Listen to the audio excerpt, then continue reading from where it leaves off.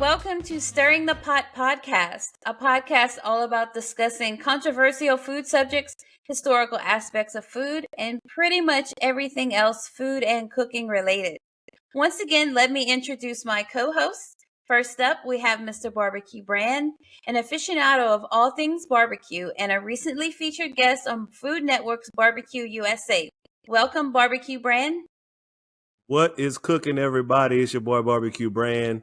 So happy to be here. Let's get things started. Next up, we have Mr. Brandon D., a connoisseur of Louisiana and Southern cuisine and a self-proclaimed food science nerd. Welcome, Brandon.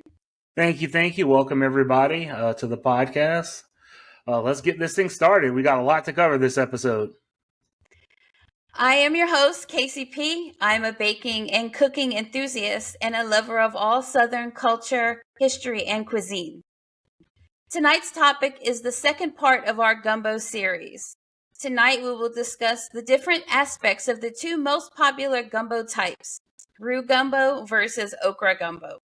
We will also take you through steps that go into making both, a virtual gumbo, if you will. I will open the discussion with something that maybe is the most overlooked part of this process, your cooking vessel. Very important topic, cooking vessel. You have many options of cooking vessels. Cast iron cooking vessels are real popular.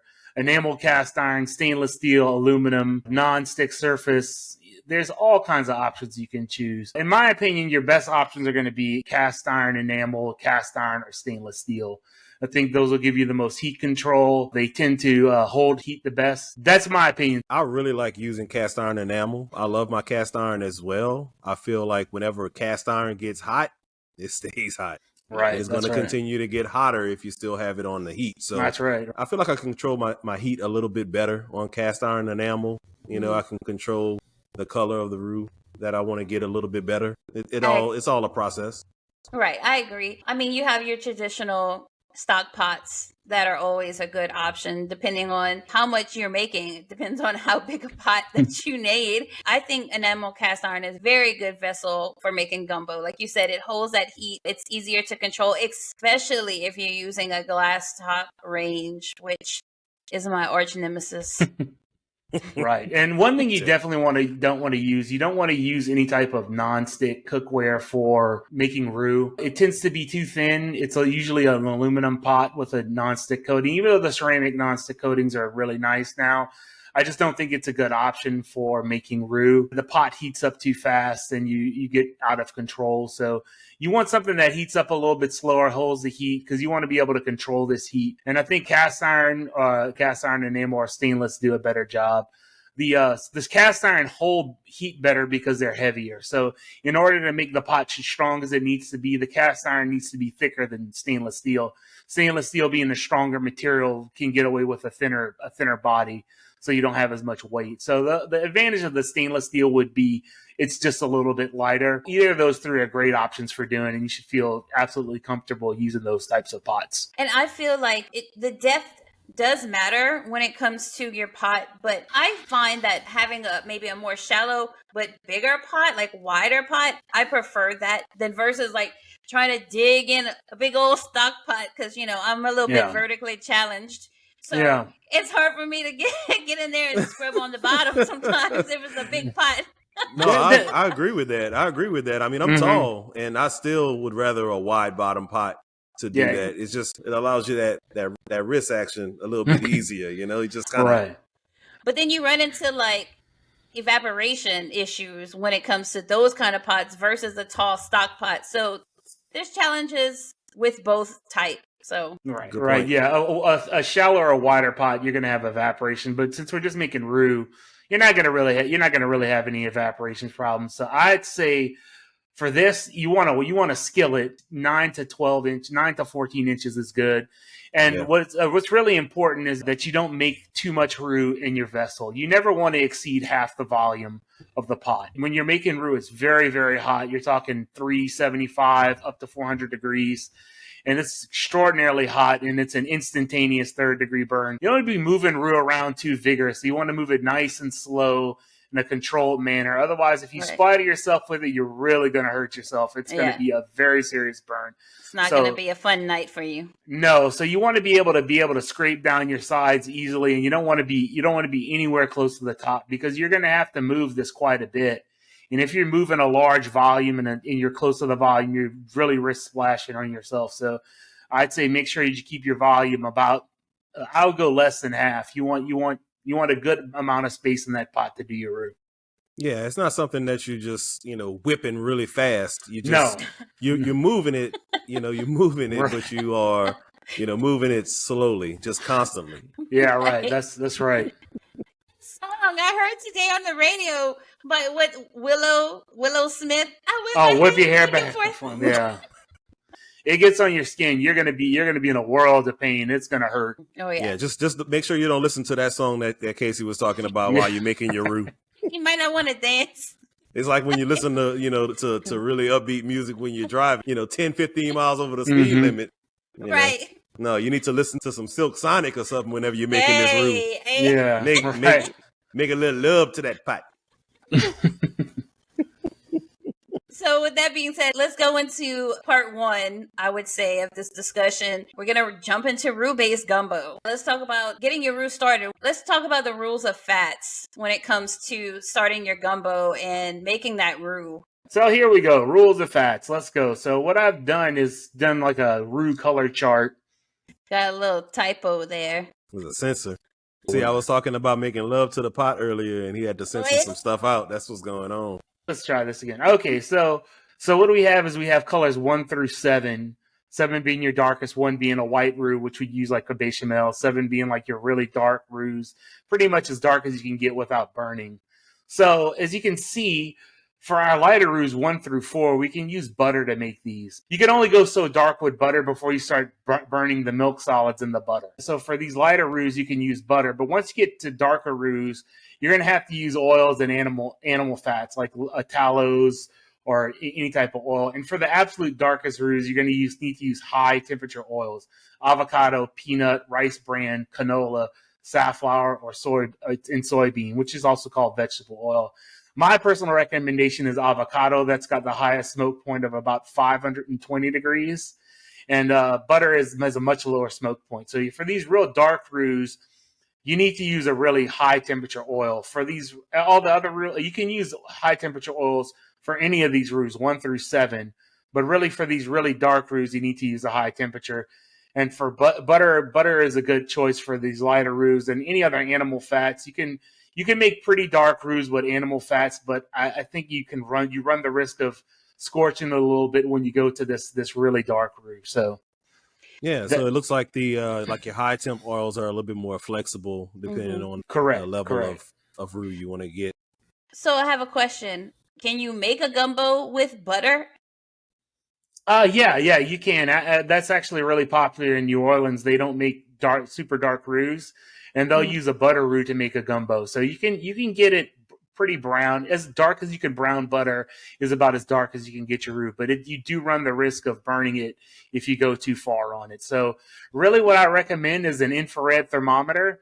And that way, if you know your smoke point of your roux, you can use an infrared thermometer to track the temperature of your roux. And if you know you're not exceeding that, you know you won't be burning it. So, Gotcha.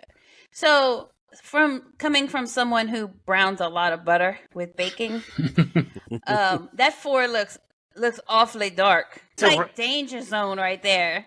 I was going to say that. I'm like, with that 4, I'm pretty sure you can achieve that. But if you're doing that with butter, you better be careful, Yeah, you're going to have to be real careful. And then once again, this is the best I could come up with, using Microsoft Paint. So I can approximate the color. It's more of a representation than an actual accurate picture of the color of the roux. So it's just saying going darker from light to dark. Yeah. That's a good point because sometimes very things relative. Sometimes things are more of a sliding scale or ratio than it is a written in stone type thing. It's a guideline, right? The thing about a butter roux, if it's burned, you'll smell it. Yes. You'll smell the burn. It'll smell very acrid, and it's bad. So these are kind of like the best kind of colors I could come up with on the scale. I wouldn't print this out and put it next to your roux and use it as a guide. So it's just kind of a relative scale just to show the colors of it. And just to let everybody know, from trial and error with me, they have these new like Country Crock avocado butter sticks. You can't brown that butter. No. It doesn't work. That's trial and error right there. If you're gonna brown butter, make sure it's real butter. As far as butter roux, I don't use butter roux. When I make étouffées, I use a butter roux, and I probably go to like say a number 3 or something like that. Would we call it peanut butter roux? That's really like my target for étouffée. I'll use a butter roux for do a number 3 for an étouffée. Gumbos, I'm usually floating between 5 and 6. Usually more around the 5 area. For chicken and sausage, for seafood, seafood is the one you want to go darker on, so you can hit like a number 7. But once again, it's tricky. It's tricky to hit that really dark color. The other thing we can talk about is the ratio of flour to oil. Personally, when I'm making roux, I use a 1-to-1 because it's the safest ratio to use. So if you use 1-to-1, you run the least risk of burning. It's the easiest roux to pull off. So the more oil you use, the easier it is to cook. The less oil you use, the more possibility you have for scorching it. I like the 1-to-1 ratio. It's you're right. It is safe. My roux that I make now are a little bit less than that. I will have more flour than I have oil. Just because I felt that when I made the 1-to-1 ratio, I did have some oil that didn't, or some fats, depending on what I'm using, didn't bind with the flour as much, but that's not super important. You can absolutely just that just comes with being more of a veteran of cooking. You just know those things. You know how you want your dish to look and how you want it to what mouthfeel you have for that. So when you taste your gumbo juice or your stock, whatever you want to call it, you know how you want it to taste. You know how you want it to feel in your mouth. You're not gonna, that early on, you're not gonna really have much of a real flavor profile because you're still trying to cook that roux down, to cook all that stuff together. Right. And for the 1-to-1, if you use a 1-to-1, I recommend that if you let the roux cool, let's say you make your roux and you're getting your stock ready, you let the roux cool, all you have to do is wait for that excess oil to float to the top and pour it off. That's it. So if the oil floats to the surface, you don't need it. It's not going to incorporate, so you can just pour it off and throw it away.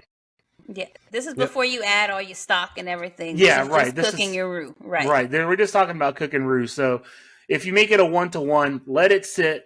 Once it cools down, keep stirring it because the roux is going to continue to cook as you turn off the heat. So you keep stirring around. Let that oil float to the top if you use it on 1-to-1, and then you could just pour it off. It's of no use to you, so just pour it off and use that roux after that. So that kind of jumps us into the rules of cooking roux on the stove or in the oven. I know my dad cooked roux in the microwave. I will never forget the smell of that burnt roux. One of those darker brown glass Pyrex dishes. It was the roux cooking vessel for the microwave, and I will never forget that smell. So what is your take? I know the traditional way is to cook it on the stove, but I know like my mom will cook it in the oven. She'll make a bigger batch where she'll put a bunch up, where she doesn't have to cook it every time she wants to cook a gumbo, where she has like a jar of homemade roux ready to go. What do y'all take on that? You know what? It depends on time. Do you have time to stand over the stove and make a roux? Do you want to do that? Then do it. Right. Do you want to make it in the oven? Make it in the oven. It's not going to matter. No. No. It doesn't require, like if you do it in the oven, it doesn't require as much attention. Mm-hmm. You cooking low and slow for a long time. And That's exactly. It's probably the lazy way. That's exactly what I was going to say. So the other day I was playing around with some beef tallow that I had, and I wanted to make a roux, and I was working that day. I had a couple of meetings. I didn't have time to stand over the stove. So guess what? I made my roux in the oven. Went back and checked on it every 15, 20 minutes, making sure it wasn't scorching. Stirred it around a little bit, put it back in the oven. Right. Easy. Right. I wouldn't call that the lazy way. I call it the more efficient way.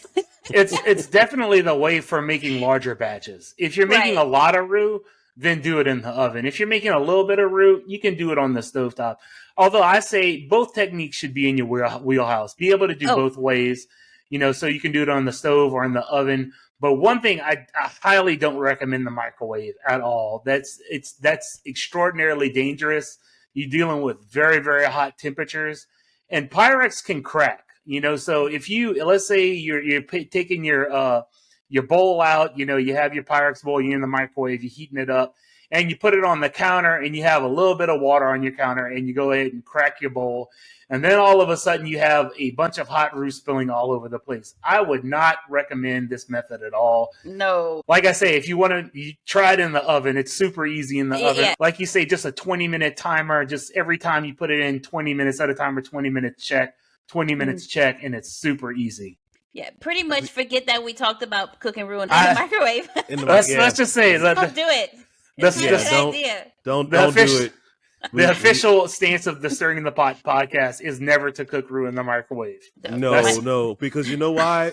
Especially because a lot of people that do things in the microwave. So we have a saying in barbecue, whenever we cook it hot and fast, we call it needles up. So if you ever look at your temperature gauge on a barbecue pit, needles up is running right around 300 degrees. Right. People cook needles up in the microwave. Yes. They don't mess with that power level. They don't know how to use it. So if you've never touched your power level, never cook roux in a microwave. That's a very, very solid point. Yes, extraordinarily absolutely. good advice. And once again, the darker you go on this scale, we're looking at the scale again. That dark roux that's gonna be your long cook times roux. It takes a long time to cook that roux to that color, and also going to take a long time to cook that roux in your gumbo. We talked about rules of cooking roux. What about adding vegetables to your roux when you're starting your gumbo? Like let's walk through that process. Well, that's actually a good method. If people will add their onions and pepper to their roux when they're filling, it actually stops the cook. So if you shut the heat off on the roux and add those vegetables, that'll actually freeze your cook. So you're not cooking roux anymore. It's going to stop it from cooking. It's going to caramelize your vegetables. It's actually a pretty good method. Now, what that does change is you can't store that roux after you do that. So if you're making a lot of roux for other gumbos for later dates, that's not a good method to use, because once you do that, the roux won't keep as long as it would in a refrigerator without the onions. But if you're making gumbo roux for just one gumbo, then by all means, feel free to use that method. I think it's an excellent way to get your vegetables, get a little cook on your vegetables, get a little caramelization too. So my next question is something me and Brandon do not see eye to eye on. How do you measure your already cooked roux? Like when you want to start your gumbo, how much roux do you use? Because we always have the argument over, I think you're putting too much roux in this, because I'm sensitive to roux. So I like a lighter, I guess, weighted gumbo. I don't like it to be super thick and heavy. If it comes like for roux. Barbecue Brand, what is your take on this? Maybe you could be the peacekeeper in this subject. I'm not going to even lie to you. I don't have a ratio. It's just whenever the consistency looks right. Right. So let's talk a little bit about what a roux actually is, right? So we are taking fats and mixing it with flour. And what that's doing is it's taking the fat is coating the starch molecules in your flour to make sure that your proteins don't stick together. They kind of slide past each other whenever you add in your stock in to make your gumbo, right? And it gives it a more viscous quality. It makes it a little bit thicker. Whenever you add in your stock in, you check to see if you got enough. And, if you need to add a little bit more, you add a little bit more. It just all depends on preference at that point. That's just the thing that's up for debate. Oh, yes. It's definitely a hot debate in this house. Right. So the ratio that I've heard used and I try to follow is it's 3/4 of a cup to 1 cup per gallon of gumbo. So if you have a 3-gallon gumbo, you're going to need 3 cups of roux. So that's the general rules. It's a general bubbling. Yeah, you can just a general rule for gumbo. That's the general rule for it. It's about a cup a gallon, 3/4 of a cup if you want a little bit lighter. But the trick of it is you can thin a thick gumbo, but it's really hard to thicken a thin gumbo. Yeah. So if you make it a little thick, if you leave some space in your pot, never cook a 4-gallon gumbo in a 4-gallon pot. Cook a smaller gumbo, so that way you have some head space. So you can always adjust with hot water. Because when you cook roux, what you're doing is, like you said, you're coating those starch molecules in fat. What you're doing when you're cooking roux is you're making a colloidal suspension.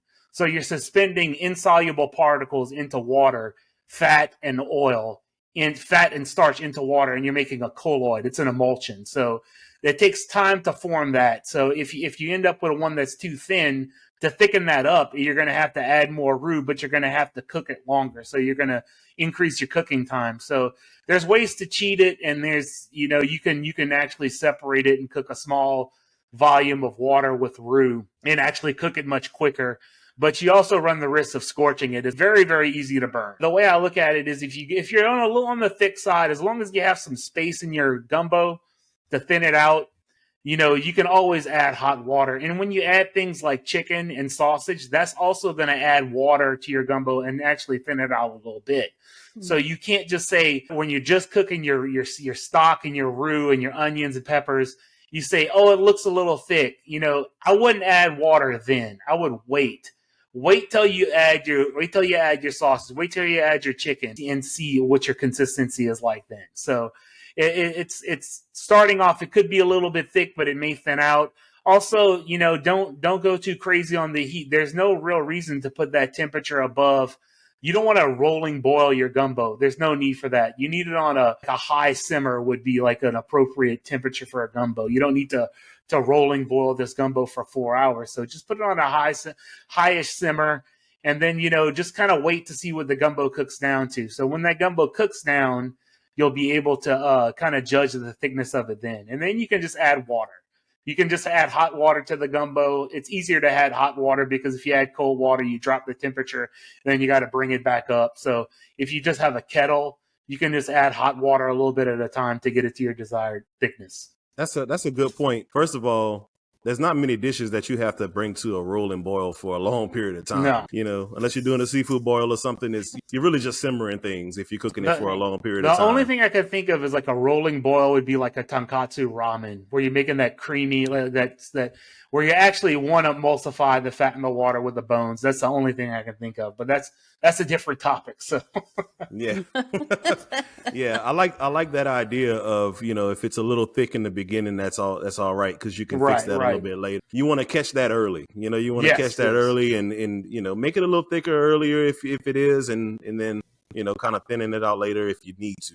We're just cooking like the base of the gumbo. We're just trying to get this gumbo juice, as we call it, to be cooked. So how can you tell if that's ready? If your roux is cooked in that juice. I can tell you one thing. This is an absolute fact. A gumbo that foams is not cooked. If there's foam forming on the surface, that gumbo's not cooked.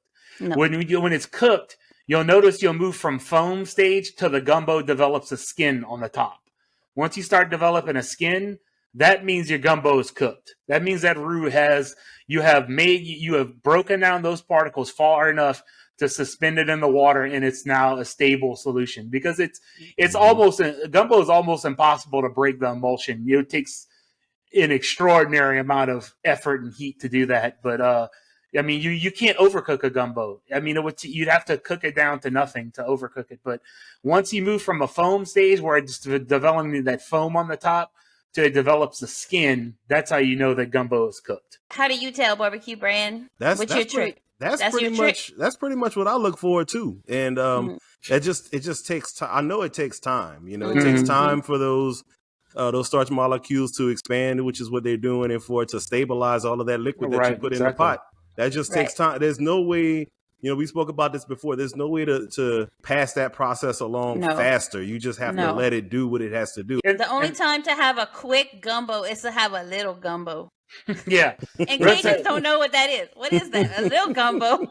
Yeah, but you're 100% right. By reducing your volume of water is what determines your cook time. So it's about 50 to 55 minutes an hour per gallon of gumbo. So a 3-gallon gumbo takes 3 hours. A 4-gallon gumbo takes about 5. And if you're cooking a huge gumbo, it's going to take forever. So it's just what it is. And really what it is the water. When you add, the more water you add, the more heat capacity you add to your gumbo. So a big volume of water takes a lot of heat. It takes a lot of heat energy to dump into that water to break that starch down. You can also take a spoon, and if you scoop up your gumbo liquid, your gumbo stock, whatever you want to call it, juice, you'll be able to see the actual particles of starch in the gumbo. You can see it. It'll look grainy when you look at it, and that's how you can tell it's not broken down. So you can actually look at your liquid and see, hey, look, this, I can still see little like, it looks like little brown specks of roux. Yep. And if that's not gone, then your gumbo's not cooked. But also your gumbo will be foaming at that point. I can guarantee you that. So, right. so it has to pass the foam stage and move to skin stage to be. And that's what I say when I say skin, on the top of the gumbo to develop like a layer that you have to kind of break through and then mix up, and it goes away. But I like really, that. I like that, from foam to skin. That's what you gotta look for. But this also brings up another point. So we're talking about roux. What's everybody's opinion on jarred roux? Absolutely fine. Yes. There you go. Wrong with it. It's just an easier way. It's just a shortcut is all it is. There's nothing wrong with it. I mean, don't go. The traditional way of cooking roux is the best way, I guess. But if you want to just shortcut it a little bit, which we all have. Yep. Mm-hmm. So it's all about what you feel comfortable with. If you may feel more comfortable with the process of making a gumbo than you do with making a roux. Exactly. That was me years ago. I didn't feel comfortable making a roux, but I was comfortable making the dish from the roux. Right. So I used the jar roux until I faked it till I made it. Right. Exactly. But guess what? Whenever you make it, make shortcuts, because you got other stuff going on in your life. Don't worry about making a roux. Right. Just some jar roux and make you whatever you got to make. Exactly. It's sort of like me at home whenever I'm barbecuing. I have a pellet smoker, but guess what? I learned how to cook barbecue on a stick burner, making a fire from scratch. I know how to do that if I have to ever do that at any point in time. Mm-hmm. I don't feel guilty about going outside and clicking on a pellet smoker so I can get some food out to these hungry kids. So, don't worry about the jar roux. You got to. The biggest advantage of making your own roux is controlling your quality of fat. So if you want a specific flavor from your fat, let's say you're using like a duck fat or something like that, which would be totally legit way to do a roux, a duck fat roux. But you get to control the fat that you put in there. So if you want to use avocado oil, if you want to use something else, avocado oil is real light in flavor. It's probably one of the mildest oils around. Or say you want to use butter, you want a butter flavored roux. There's also, I wanted people to think about this. Not all your roux has to be the same. You could make, let's say, half butter roux and half dark roux and come up with something in between. Yeah. If you want a little bit of that butter flavor, if you want to make a little bit of roux with some animal fat, let's say like some bacon grease, or add a little bit of that smoke flavor in there. You could make some of your roux with bacon grease, some of it with oil, and you could mix that together. Sounds like a good idea. It is. It's 1,000%. I made a smoked beef tallow, half smoked beef tallow, and avocado oil roux. Yeah. Right.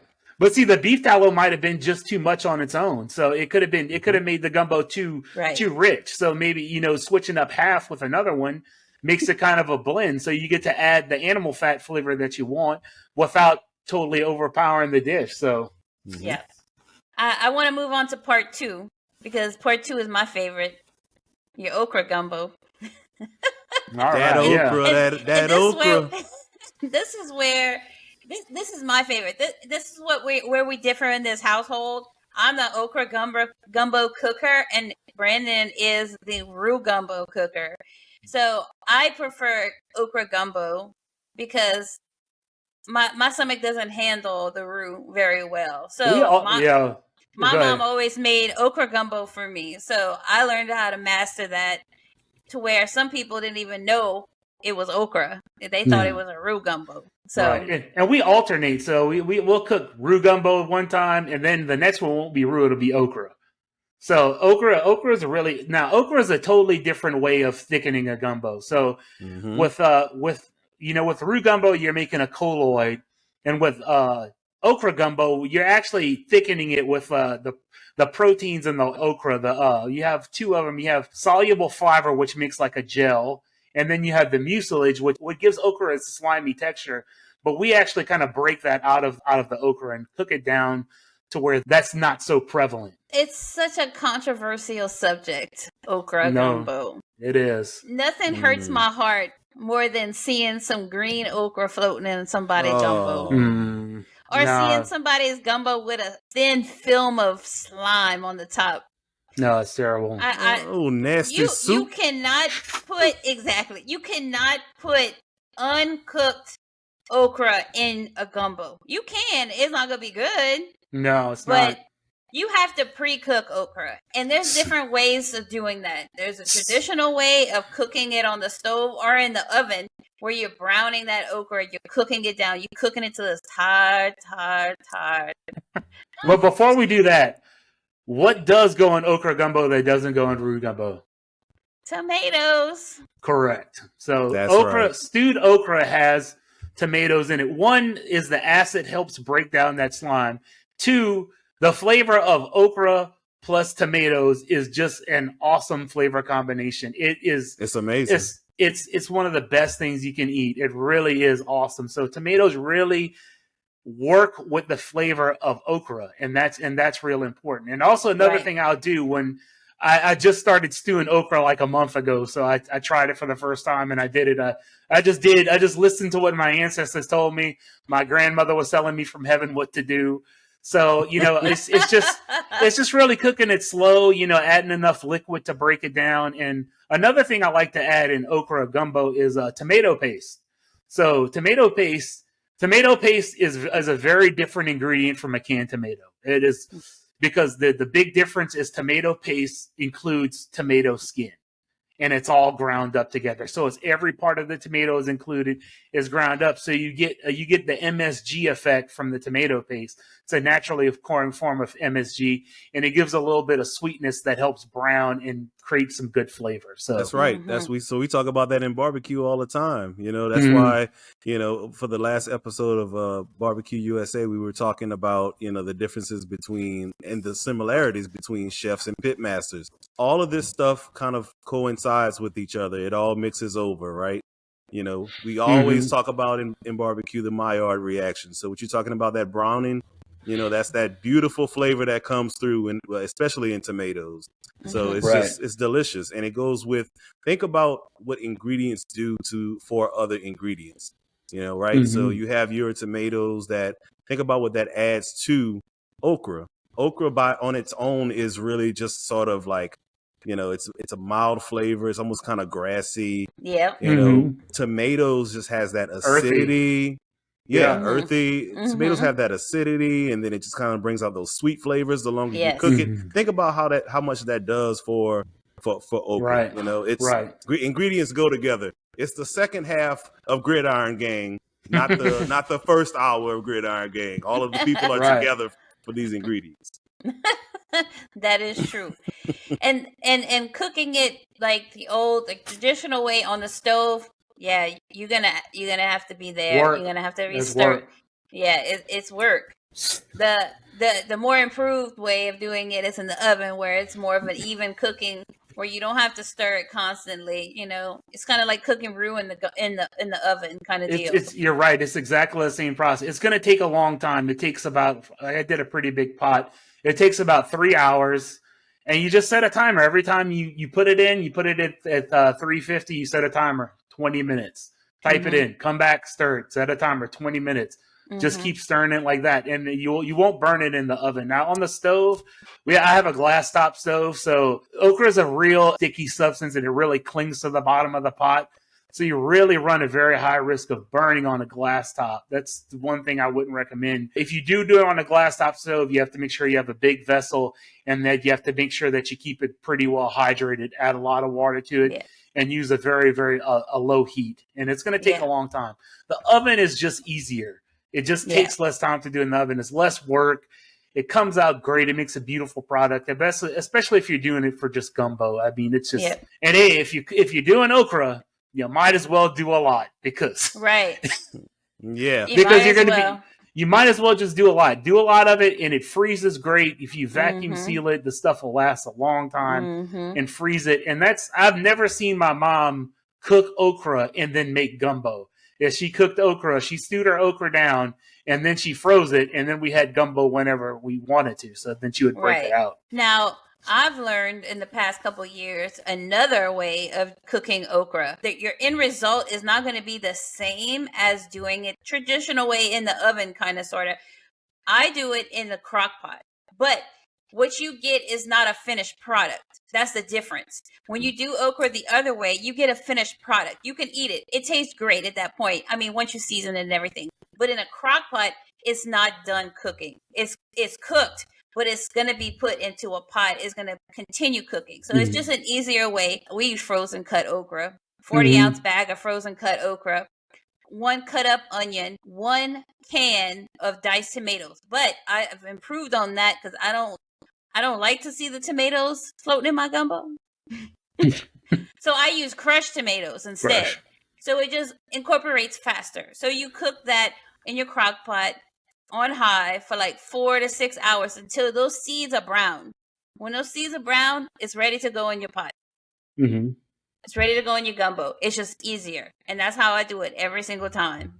Yes, that method is good for making gumbo. It really is. I wouldn't make like if I'm making like stewed okra to eat by itself, I wouldn't use that method. It's not going to taste the same. It's not caramelized. Right. It's really like when you think of a crock pot, it's not an evaporative cooking method. So when you cook in an oven, you're driving water out.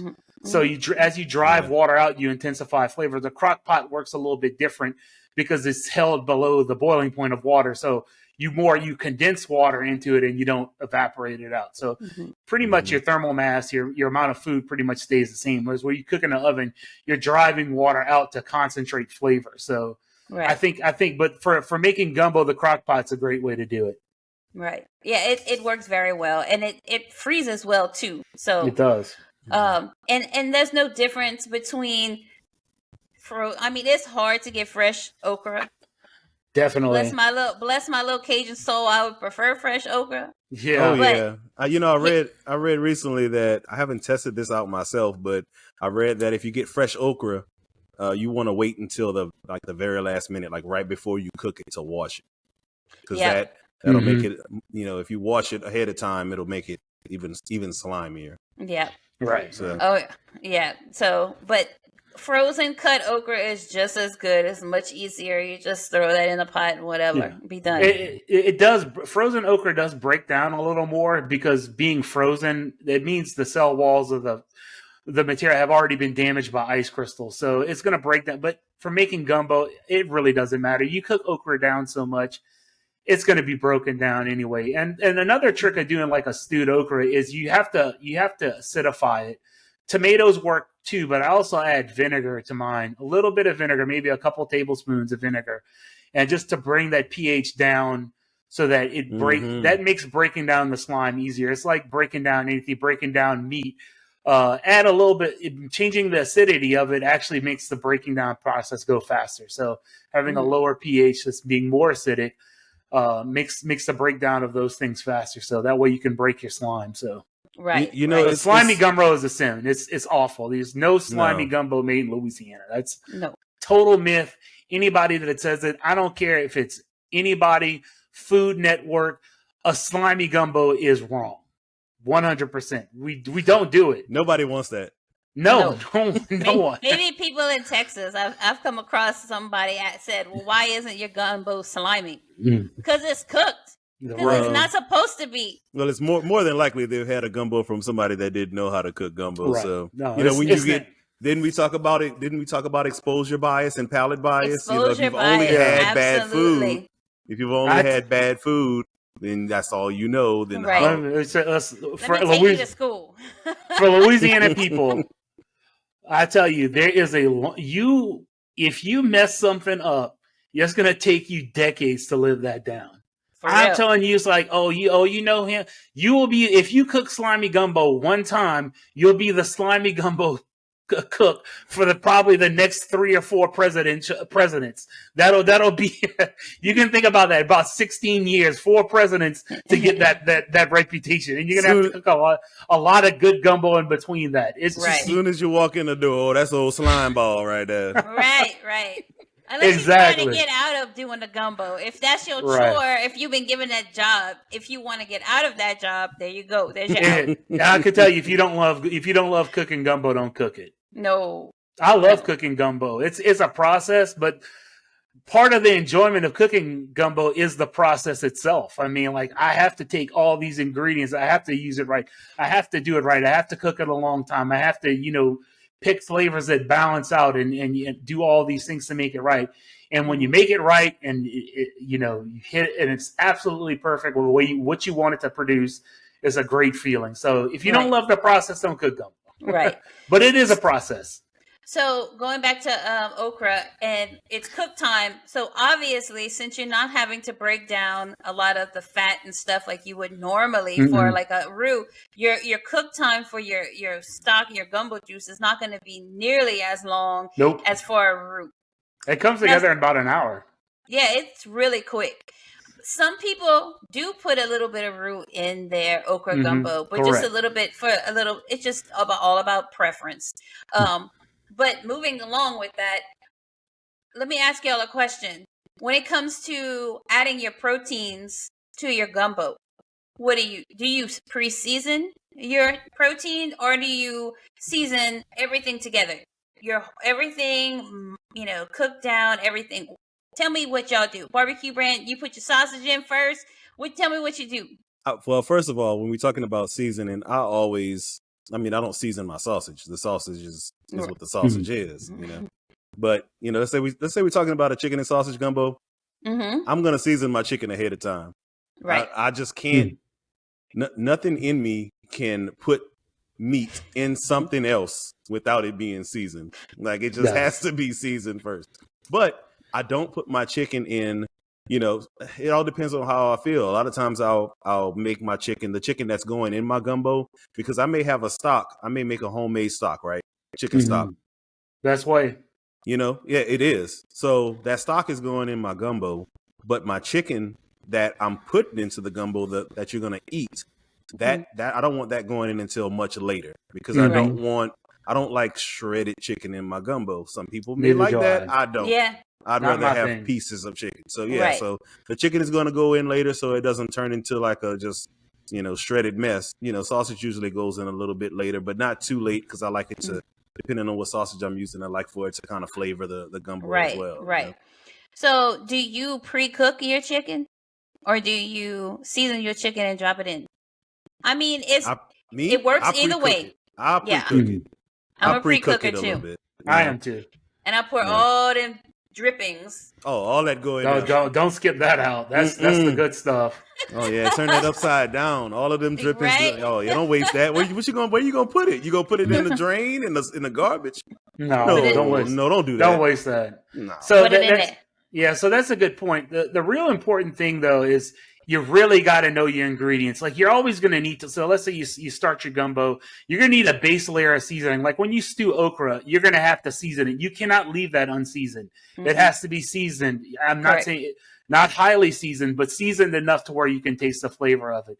Then you'll add that into your gumbo, and then you'll add the seasoning so you can to your stock a little bit at a time, so you taste it. Now the real trick is the sausage. Once you add the sausage is going to dump a lot of salt into the water. Because you cook the sausage for a long time, a long time. So that can add a lot of salt to your gumbo. So my thing is, when I, kind of know your product, know how salty your sausage is, and so once you know that, you put your sausage in, then you'll start tasting it and you'll see the seasoning. And I do season my chicken. It doesn't require a heavy seasoning like I'm serving chicken by itself, but I do put a good bit of seasoning on it. And that's going, and then bake it, and then chop it up and add it in. I use boneless chicken thighs because that's my favorite. So you really want to add thighs. Yeah. So, but normally I'm making a homemade stock. People say it's the shirt. Hashtag thighs. Oh yeah, right. That's right. But so I have a homemade stock. So my So I don't need the bones of the chicken to make the stock. So usually my stock is homemade, so it's got enough gelatin in it to make it give them the texture that I want. But the sausage brings up another good point though, because when you're talking about sausage, you need to know the smoke profile of your sausage is really, really important. Because some things that absolutely do not fit in mesquite smoked sausage. Never put that in any Cajun dish ever. It just doesn't fit the profile. It's too bitter. It's too intense, and it just wipes everything out. Yeah. So you want to go for most Cajun sausages are pretty mildly smoked, and most of them are smoked either over pecan or either over oak. That's generally the only things. It's usually the pecan for the flavor, the oak for the heat. So, you can get a nice firewood oak that's not going to have a lot of super strong flavor. And oak and pecan are a pretty excellent mix of sausage. So I would try to go with a pecan smoked sausage or any oak smoked sausage. But hickory can be done, but you got to be careful with it. You have to be real careful with hickory. Yeah, because hickory is related to pecan. Yeah, I have. So we have locally Rabideau's, which is a heavy. It's probably the heaviest smoked sausage I've had in the store. It's but it's not. I don't think it's smoked with mesquite. It's just heavily smoked. I really like it with certain things and maybe not so much other things. So like in white beans, I feel like white beans need a little bit extra help whenever you're cooking them. Right. Yeah, it's Rabideau's is a good sausage. I believe they use pecan and oak is their primary smoking woods. There is a smokier sausage. It's what is it? Lejeunes. Lejeunes is super smoky. It's in fact you got to be real careful with it because if you use all Lejeune sausage, it might be a little too smoky. So when you think about the smoke profile of your sausage, think about it in balance too. A good, like a standard just Cajun smoked pork sausage is not super smoky. So that's really kind of, you want to have like kind of a mix of it. So you don't want to put too much smoke in. Full disclaimer though, all of these sausages that we're talking about are absolutely phenomenal. They are 100%. It's on preference, but they're delicious. Yeah. And I think it's just personal preference. I find that smokier sausages do better with okra gumbo. Yeah, I can see that. I can see that. Like in the steak and okra gumbo, which is another thing we're going to talk about later. That's a whole different ballgame right there. Yeah, one of my favorites. Steak and okra gumbo. We use Lejeune sausage in it, but like normal gumbo, we use Rabideau's. Yeah, we use some Lejeunes, but mostly Rabideau's are this other place we have local to Broussard. Bio's is a good. Bio's and Broussard. Yeah. Nice, good, very simple sausage. And if you can't find a good Cajun sausage, if you go with a really simply seasoned sausage, like just a salt, pepper, garlic with a pecan smoke on it, that's excellent for gumbo.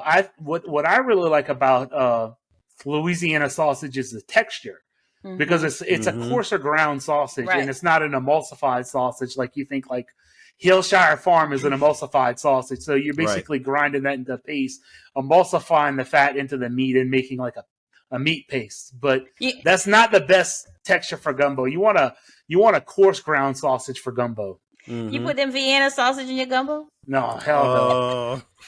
Take away my Louisiana card. You can Hold up. Put me out to dry with that. No, time out. No. Who do that? Somebody do that? No. Oh no. Better not. But that brings up a good point. There's a flavoring in sausage. You gotta put the juice out. Oh, my stomach bubbling. So there's a flavoring in sausage, like some Eastern European sausages, some German sausage. It's caraway. Caraway seeds are in these sausages. That flavor profile doesn't really fit with gumbo. Although you can find I'm lucky enough to where I have a Polish store real close to my house, and they make their own smoked sausages.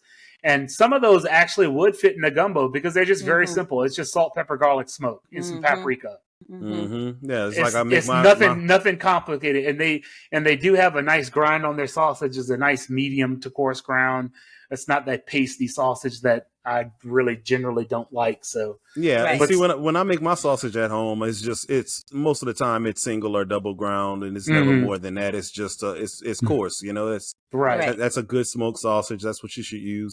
Now, and you brought up a good point, B, is that you really have to just sit back and think whenever you're making a dish, especially gumbo. Just sit back and think, what ingredients do I have that are going into this dish? Because gumbo is not something that I spoke about before, a freezer dump. We're not No. just throwing things in a pot and hoping everything comes out tasting good. We know exactly what each ingredient does for itself and each other.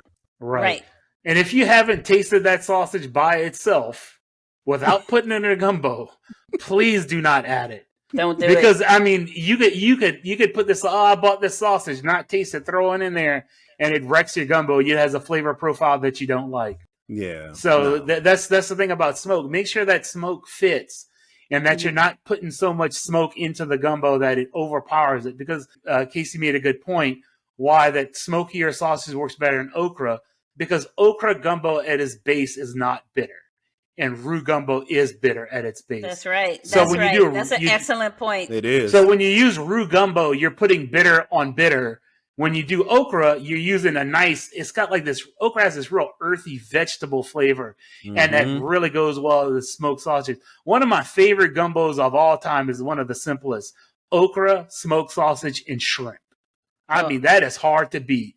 That is one of the best gumbos you can make, and that beef and okra gumbo is neck and neck with that one. So, you just hit the gold mine of information right there, because so many times we taste things and we know that we like it, or we know that we don't like it, but we don't know why. We don't know what is making this taste good to me. Right. When you start to understand flavors and when you start to understand ingredients and what it's doing to your dish, then you can start to understand why something tastes good. Then you start making better food. Right. Exactly. And bitterness is important, because the thing about why roux gumbo the bitterness works is because it amplifies all the meat flavors and it makes it super savory. So that bitterness is actually what makes it savory, that mild bitterness of the roux, the nutty flavor of the roux. That is to amplify meat flavors. That's why I say you can't make a roux-based gumbo that's not meat-based. It's almost not, it's got to be meat or seafood. A vegetarian roux gumbo makes 0 sense. None.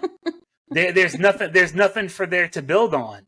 The roux is meant to amplify the meat flavor. So the meat flavor comes through the roux. So that bitterness is important. But when you start stacking smoke, which is a bitter flavor, which also why makes barbecue super savory, because the smoke flavor is the bitterness. It makes it savory. But when you stack bitter on bitter, then it's starting to get too much. It's overwhelming your palate, and it's making everything else get lost. So you'll start losing, like if you're doing chicken and sausage over a gumbo that's too smoky, you'll lose that delicate poultry flavor that you really want, because chicken and sausage is really a play off of two flavors. The sausage, they balance each other out, amplify each other. But if you're doing bitter on bitter, then you're just overwhelming everything else. You're not going to taste anything else. All you're going to taste is smoke, And I've done that. That's personally a mistake I have made. I have made a gumbo where I used too much smoked sausage, and it didn't come out bad, but I'm like, this is just not the type of gumbo I like to make. And this is all about your personal preference and what kind of flavors you like to bring forward.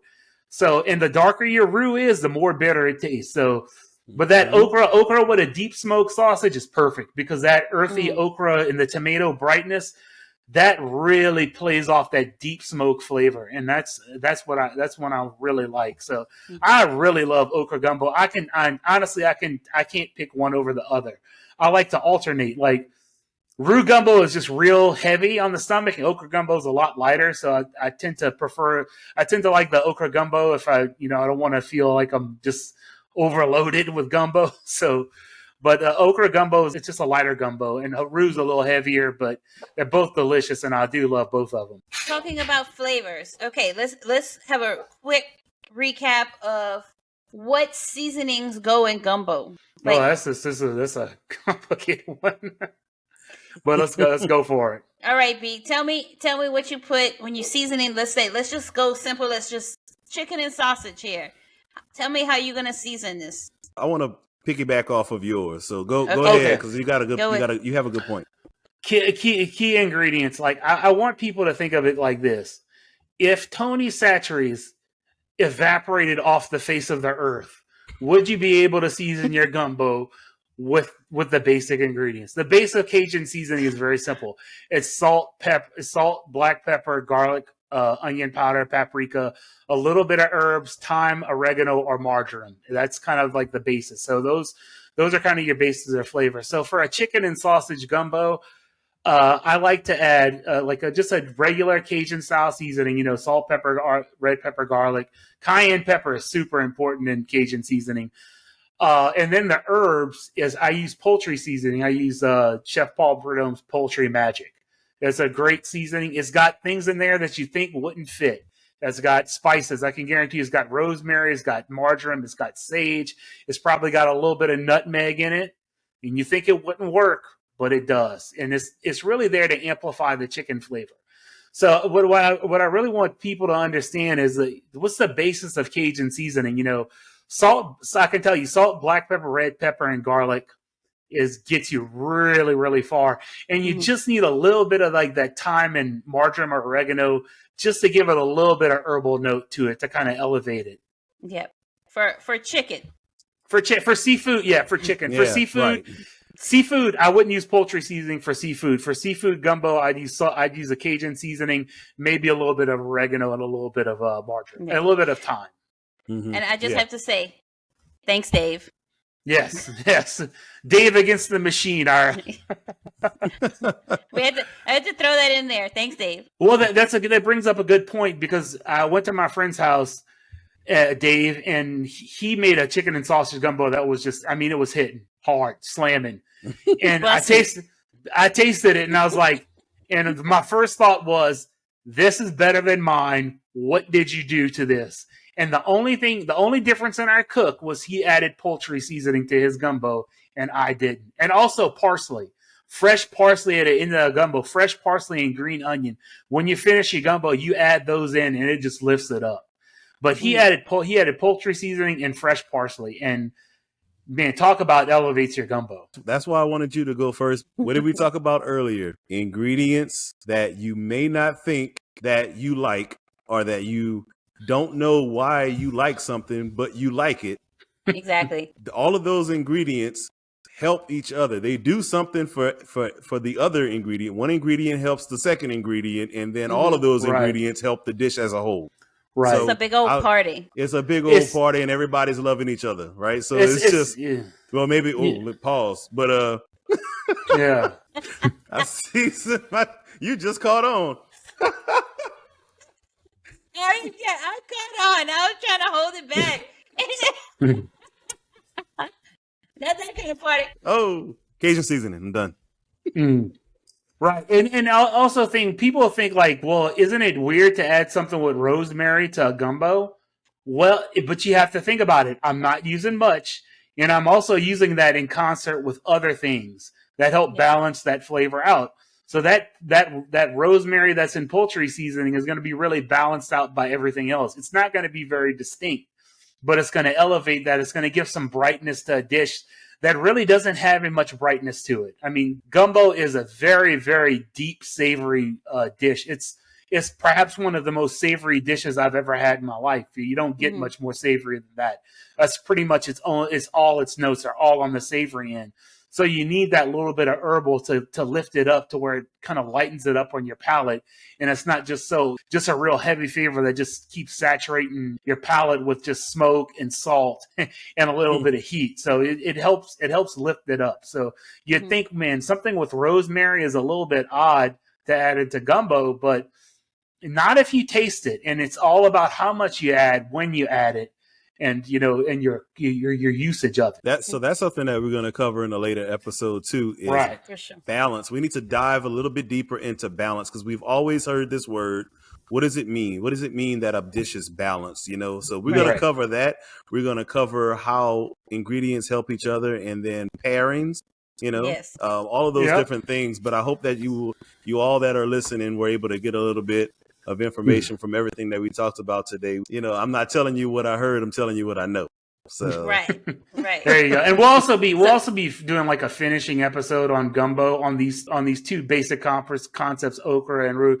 We got to talk about stock. We got to talk about seasoning, when to add your proteins and things like that. So we'll be finishing this up. This was really about the two bases of gumbo: roux base, okra base, and kind of some other things with it. Tomatoes do belong in some gumbos. And also, yes, this is true. And also, don't skip your celery in your gumbo and your Trinity. Don't skip that. Celery is really important in gumbo. And if you don't like celery, I can guarantee it, if you chop it real fine and cook it for 4 hours, you're going to struggle to find that distinct flavor. But the amount that it'll elevate your dish is really, really important. It's really a great flavor. And especially since we're talking about especially like a roux-based gumbo, the celery is something that really amplifies meat flavors, and gumbo being a meat-based dish really needs that. So Absolutely. With that being said, I'm going to give our little end quote here. This is coming from James Beard. The secret of good cooking is first having a love of it. So I want to thank everybody for tuning in tonight. This has been Stirring the Pod podcast, episode number 3. Number 3. We'll see you guys next time. All right, y'all have a good rest of your day, and please, if you please like, comment, and subscribe, and let us know if you have any questions. Absolutely. #love and #thighs. See y'all later. Peace. Later.